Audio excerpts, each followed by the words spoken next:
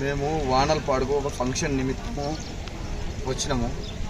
వచ్చిన తర్వాత ఇక్కడ తాగాలనిపించి వానలపాడు వైన్స్కు వచ్చినాము. వచ్చి 4 బీర్లు తీసుకున్నాం.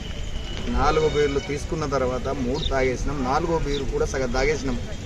తర్వాత దాంట్లో చూస్తే మొత్తం నాచు ఉంది. దీనిపైన ఏ కఠిన చర్యలైనా మీరు తీసుకోవచ్చు. మేము ఎక్కడికైనా తాగడానికి రెడీగా ఉన్నాం. ఆల్రెడీ నేను ఈ విషయం పైనే సిఐ గారికి కూడా కాంటాక్ట్ చేసిన. ఎస్ఐ గారిని పంపిస్తానన్నాడు.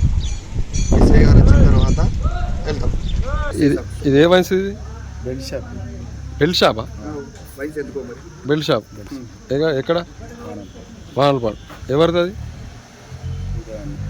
ఉదయ్ బెల్ట్ షాప్ అతను పట్టుకున్నాడా? అంటే ఊరి మీద డబ్బులు ఇచ్చిన మరి అది ఏమల్లింది?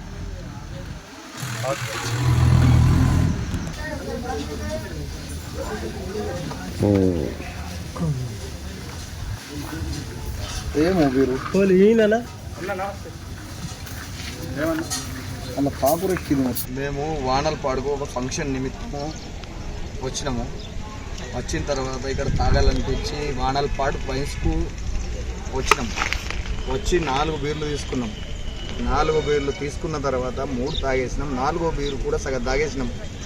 తర్వాత దాంట్లో చూస్తే మొత్తం నాచు ఉంది. దీనిపైన ఏ కఠిన చర్యలైనా మీరు తీసుకోవచ్చు. మేము ఎక్కడికైనా తాగడానికి రెడీగా ఉన్నాం. ఆల్రెడీ నేను ఈ విషయం పైనే సిఐ గారికి కూడా కాంటాక్ట్ చేసిన. ఎస్ఐ గారిని పంపిస్తానన్నాడు. ఎస్ఐ గారు వచ్చిన తర్వాత వెళ్తాం. ఇదే వైన్స్ ఇది బెల్ట్ షాప్. బెల్ట్ షాపా?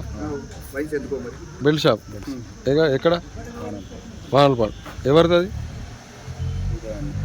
ఉదయ్ బెల్ట్ షాప్ అతను పట్టుకున్నాడా?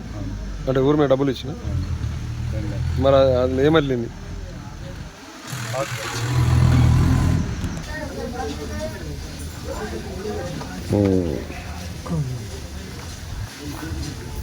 ఏమో వీరు అలా కాపురు ఎక్కింది.